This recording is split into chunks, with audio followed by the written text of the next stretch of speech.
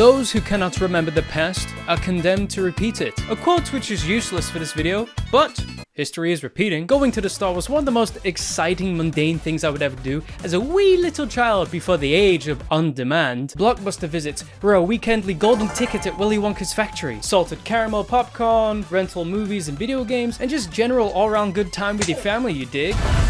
Closed in 2014. Granger Games, where any child could walk in with pocket money and then walk out with an 100-hour experience. That was literal robbery. Closed in 2018. Game Station, dressed in the robes of the early 2000s aesthetics, where their motto was, cheaper games. Hell yeah, it was! This dick ain't free. Sims 1 pet expansion for only 5 quid?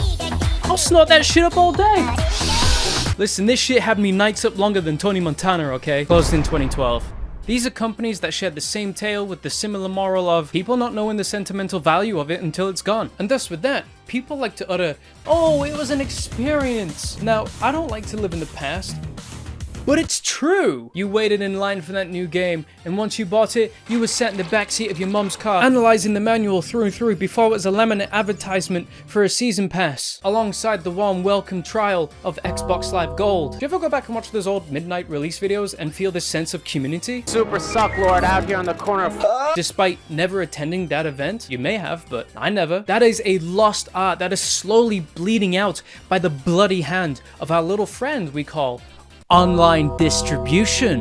The 2000s to 2010s will always be the age of personality to me because companies were just starting up. They didn't know where the footing was, so they were just trying to be bombastic. Blockbuster's logo was a torn movie ticket. Best Buy was a price tag. Game Station, well, it took on the name PlayStation. Game One's, I mean, well, have you seen Game? I mean, it's an awful but straight to the point name, but it's pretty much the last and final standing games retailer in the UK, next to Asda of all things.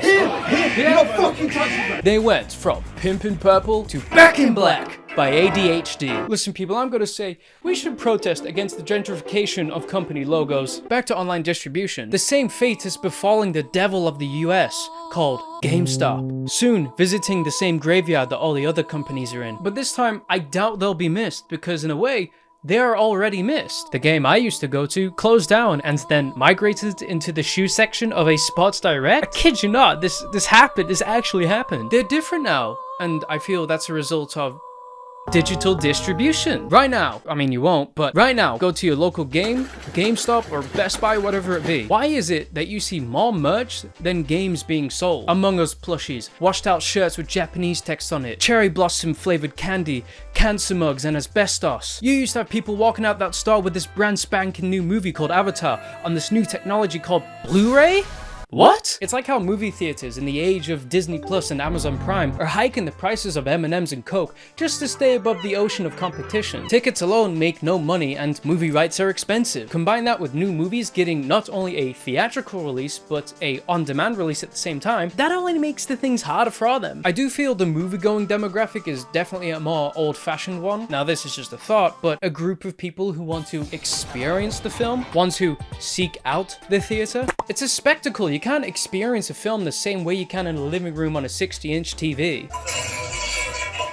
Yeah, it's just not the same. They want to see it on the big screen, feel the vibrations of the speakers, and god damn it, just have a big bucket of popcorn sat next to someone who smells like shit and eats too loud, experiencing the movie to the fullest, and that's what it's all about, man. Though I digress. I feel the reasons for visiting game stores now are pretty much dwindling. The whole vibe of being a kid in the candy store picking out any game because it's an unlimited choice is now, bro, what the fuck are half these games? I could just pirate these. Why are they so expensive? Though this is not at fault of the retailer. And my theory is it's the age of indie. Now the first thing is, indie is a lot harder to sell in stores because of physical distribution. You gotta pay for the discs, the casing, the shipping. It just makes it easier to sell online as an individual developer. Usually the huge successful indie games get the physical copy in the soy section. You don't need a retailer like Game or GameStop to sell a game anymore. You just pay Steam a fee or you go to Epic Games and say, give me money, my body's yours, and you're on their page. No expenses on discs, cartridges, just a small fee to prevent le trolls doing MS Paint tier games.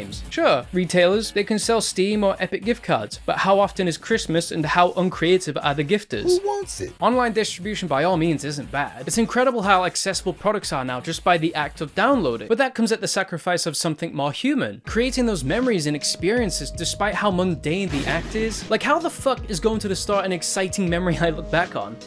Back in reality, why spend money on gas to drive 30 minutes over, to wait in line to buy a game for full price, to then drive back 30 minutes to only install the game for 40 gigabytes and await another 150 gigabyte update, which will take you about 2 days anyway because you live in the fucking sticks. You got mail. I might as well have just stayed home and did some dishes while I wait for it to download. The act of plug and play is a dead art. In the last console generation, there was a huge outcry of not being able to just buy a disc and play it without installing. But because games have gotten to a disgustingly higher number recently of like, let's say 200 gigabytes, it is just simply way too big to put on one disc, and having 3 discs, it will just be expensive to produce. And I just love the irony of game retailers selling digital only consoles, selling the very hardware in which seeks to kill them. Digital distribution, baby. No more manuals, no more games. Are you fucking serious, man? Now how about subscription services? Lest we forget PlayStation Plus, EA Play, Xbox Games Pass.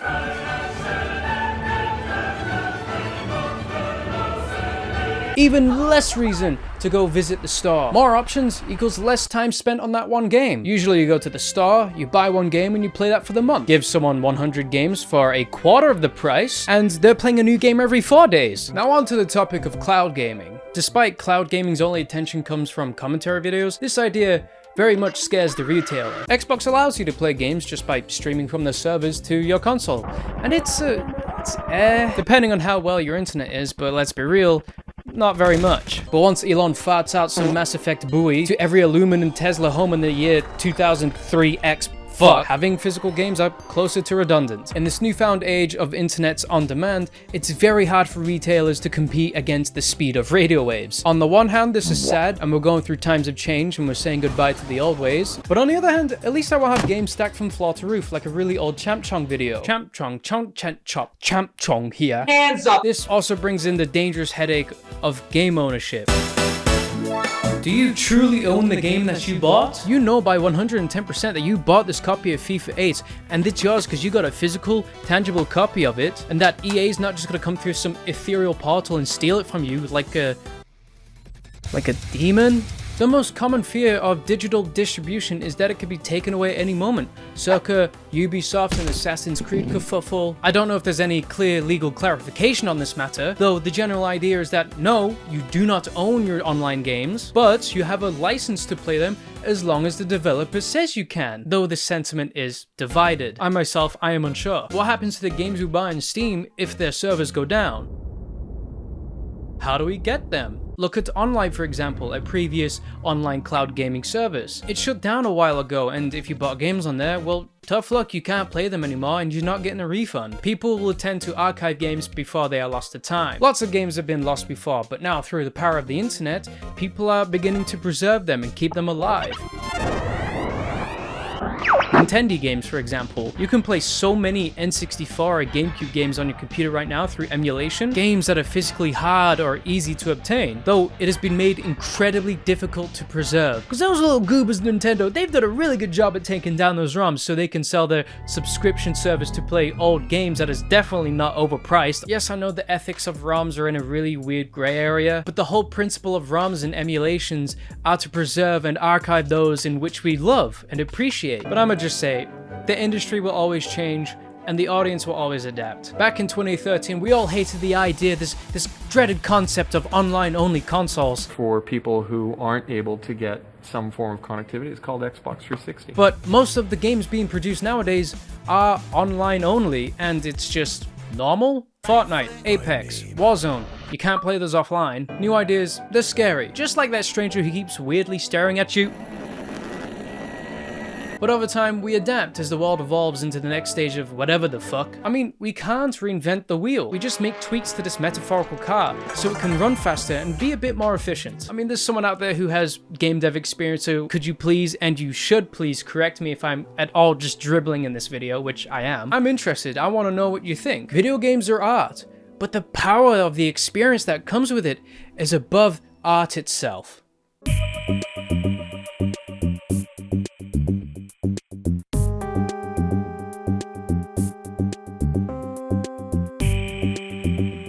Let's get some pussy tonight. Whoa. Is this fucking thing following me? That's insane.